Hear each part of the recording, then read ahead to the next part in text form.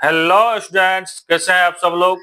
उम्मीद करते हैं आप सब लोग अच्छे होंगे और अच्छे से पढ़ाई कर रहे होंगे। ठीक, तो आज के वीडियो में हम लोग एक्सरसाइज 3.3 का क्वेश्चन नंबर 11 को देखेंगे। देखो, ये क्वेश्चन नंबर 11 और 12, दो क्वेश्चन इसमें बाकी है, 11 और 12। तो ये दोनों क्वेश्चन बोर्ड एग्जाम के लिए बहुत ही इंपॉर्टेंट है। तो चलिए क्वेश्चन नंबर 11 का सोल्यूशन करते हैं। तो क्वेश्चन नंबर 11 में ये कहता है कि if A and B are symmetric matrices of same order then A B minus B is A, और ये चार ऑप्शन दिया हुआ है। ठीक है, तो चलो देखो इसका सोल्यूशन।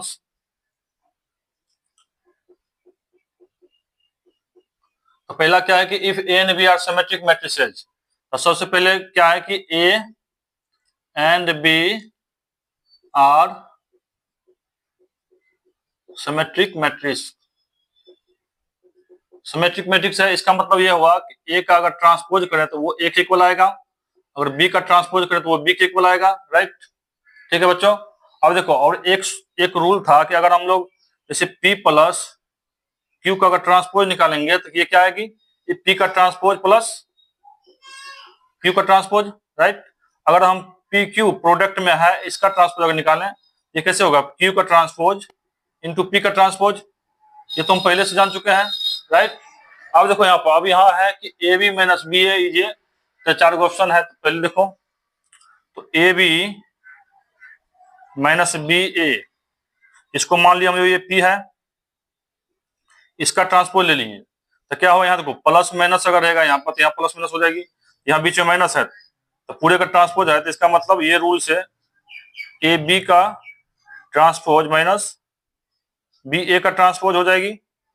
और ये क्या हो जाएगा, इस फॉर्मूला से अगर P इंटू क्यू का ट्रांसपोज अगर होता है तो क्यू का ट्रांसपोज इंटू पी का ट्रांसपोज, इसका मतलब बी का ट्रांसपोज इंटू ए का ट्रांसपोज, ये हो जाएगी ए का ट्रांसपोज इंटू बी का ट्रांसपोज।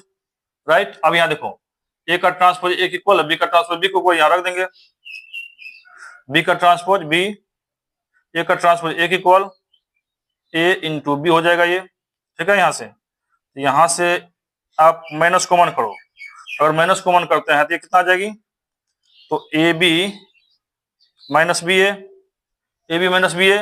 अब यहाँ देखो, ये जो है आप इसको क्या माने हैं, यहाँ P बराबर ए बी माइनस बी ए माने हैं।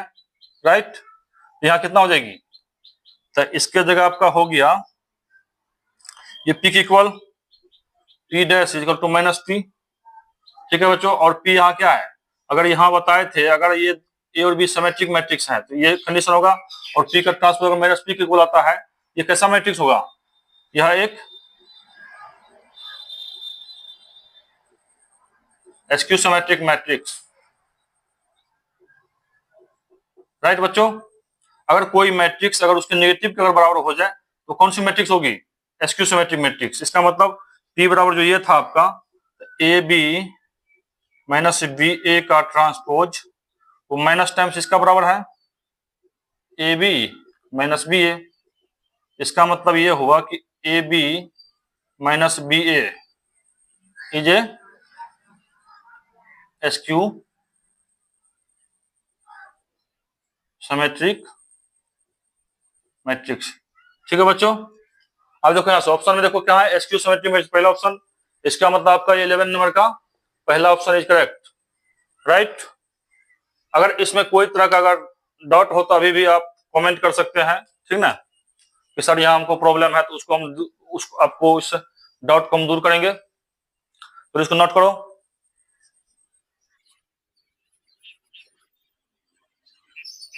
तो देखो भाई, क्वेश्चन नंबर 12, ये क्वेश्चन क्या कहता है, तो क्वेश्चन नंबर 12 में कि एक मैट्रिक्स दिया हुआ है 2x2 का, तो ए प्लस ए का ट्रांसपोज आई के इक्वल दिया हुआ है, तो अल्फा का वैल्यू निकालना है। ठीक, तो चलो जैसा कहता है वैसा करो।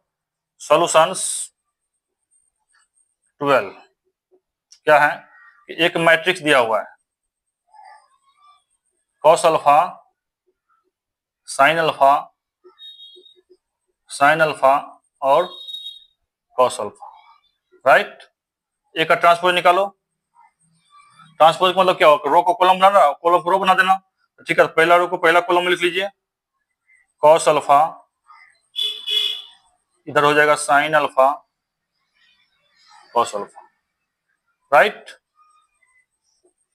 अब देखो भाई, अब इन दोनों को जोड़ दो, ए प्लस ए का ट्रांसपोज कितना हो जाएगी, cos alpha sine alpha, sine alpha इधर है cos alpha. A plus A का ट्रांसपोज कितना है, कॉस अल्फा साइन अल्फा, यहां है minus sine alpha cos alpha, right. अब इन दोनों को जोड़ना है तो जोड़ दो, cos alpha plus cos alpha, two cos alpha minus sine alpha plus है zero, sine alpha plus minus ये भी zero, cos plus cos, two cos alpha. ये हो गया ए प्लस ए का ट्रांसपोज, और हमें ये दिया हुआ है यहाँ पर देख लो, ए प्लस ए का ट्रांसपोज आई के इक्वल, राइट।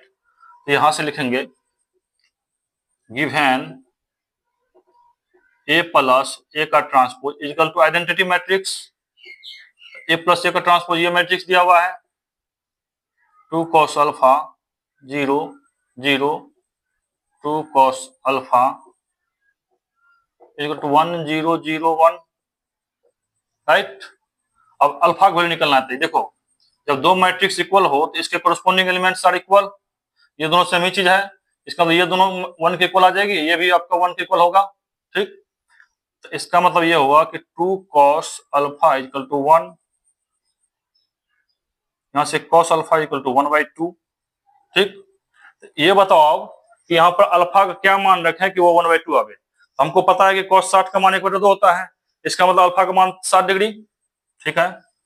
अल्फा का वैल्यू आ गया आपका 60 डिग्री, राइट। इसी को हम रेडियन में अगर चेंज करेंगे तो π/3 रेडियन। अब देखो ऑप्शन नंबर में कौन सा ऑप्शन होगा आपका, तो ये π/3 रेडियन आपका आंसर है, और ऑप्शन भी आपका रेडियन में दिया हुआ है, तो आपका option number B is correct, ठीक है बच्चों। चलिए, अगर ये वीडियो आपको अगर अच्छा लगे तो सही में अगर वीडियो अच्छा लगता है तो लास्ट में इसको सब्सक्राइब कर दीजिएगा।